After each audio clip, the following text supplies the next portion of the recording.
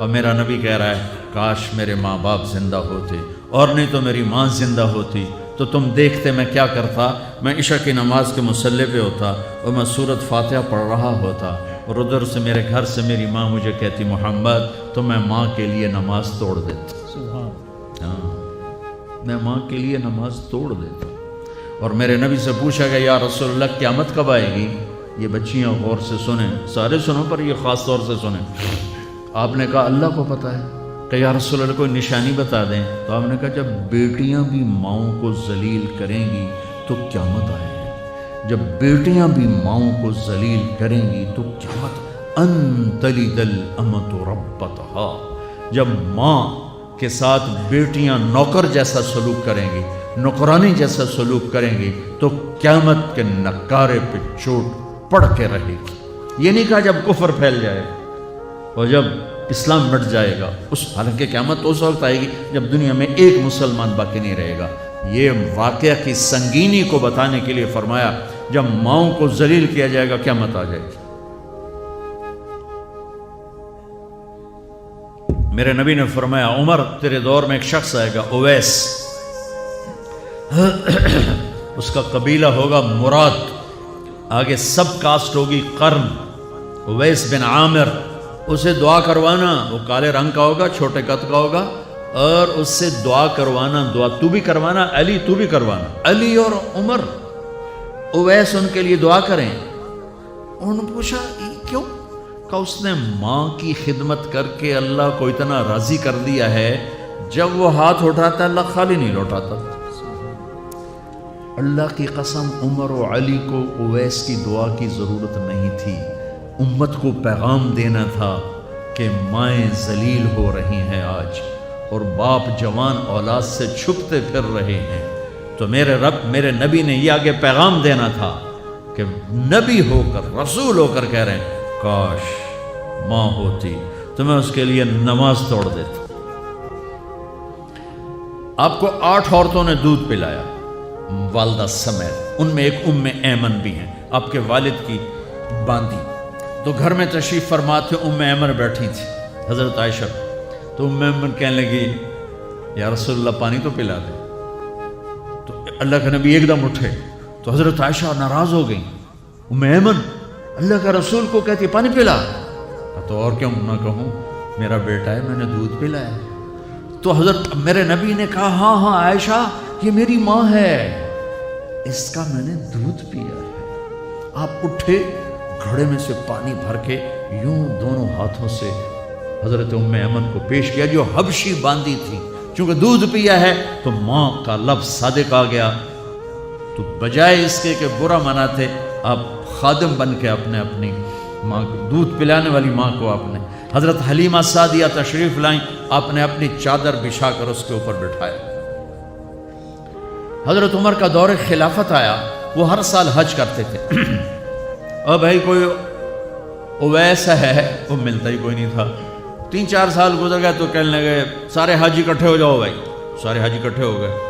آپ نے کہا سب کھڑے ہو جاؤ، سارے کھڑے ہو گئے۔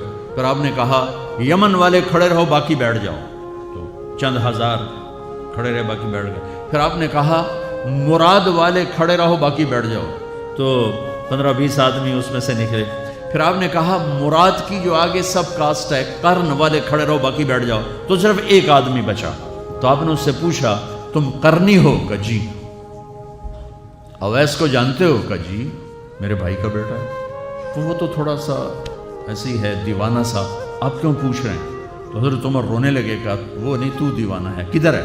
کہا جی عرفات گیا ہے اونٹ چرانے۔ تو حضرت عمر نے علی کو ساتھ لیا اور دوڑ لگا دی عرفات کی۔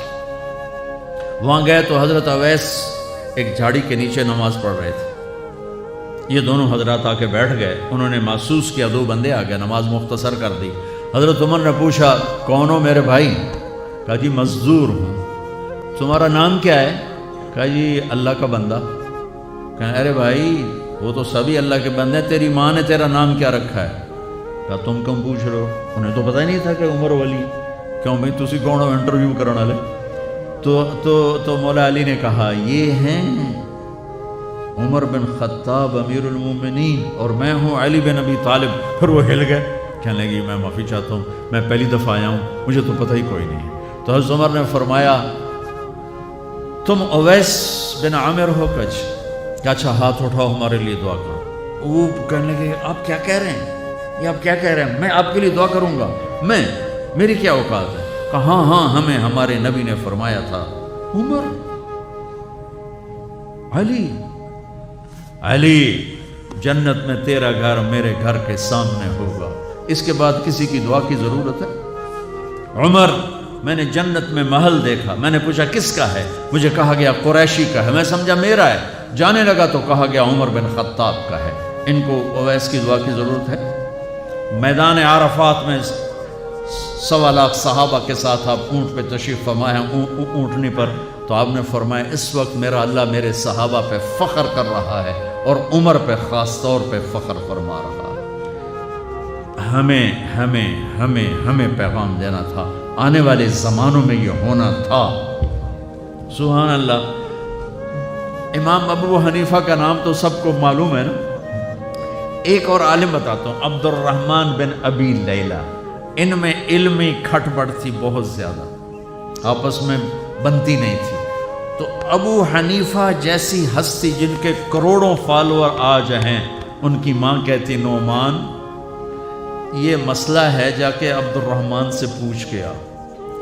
زندگی میں ایک دفعہ نہیں کہا ماں جی میں اس کو بڑا عالم ہے میرے کو پوچھ لو، کہا اچھا ماں جی، اپنی چادر اٹھاتے اور پہنچ جاتے دروازے پہ دستک دے کے بھائی مجھے میری اماں نے بھیجا ہے، آپ اس میں فتویٰ، حالانکہ ان کی اپنی رائے اس کے خلاف ہوتی تھی، لیکن ماں کے احترام میں جا کر ان سے مسئلہ پوچھتے جن سے روزانہ مناظرہ ہوتا تھا، روزانہ کھٹ پٹ ہوتی تھی علمی، ماں نے کہہ دیا جا کر ان سے پوچھ کے آتے تھے، اپنی اتنی بڑی علمی قدر و منزلت کو ایک طرف رکھ دیتے تھے، نہیں میری ماں نے مجھے کہا۔